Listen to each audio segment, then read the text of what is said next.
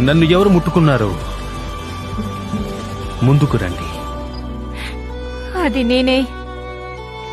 నీ వస్త్రపు అంచు నిజంగా నీ అంచు మాత్రమే. నువ్వు అపవిత్రం కాలేదు. నా వస్త్రం ఎందుకు? నన్ను క్షమించండి. నేను అడిగి ఉండాల్సింది. కానీ మీరు నన్ను తాకితే అది ధర్మశాస్త్రం ప్రకారం మిమ్మల్ని అపవిత్రం చేస్తుంది. నేను రోగంతో నన్ను 12 ఏళ్లుగా. నాకు రక్తస్రావం ఉంది. దాన్ని ఎవరు ఆపలేకపోయారు. కానీ నేను మీ వస్త్రపు చెంగు తాకగలిగితే చాలని నమ్మాను. నా కుమార్తె. నేను ఎవరి కూతుర్ని కాను. నా కుమార్తె చాలా కాలం నుంచి పోరాడుతుందని నాకు తెలుసు.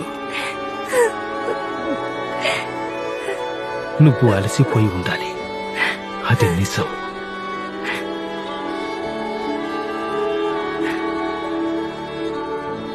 సమాధానముతో వెళ్ళుము. నీ విశ్వాసము నిన్ను స్వస్థపరిచింది.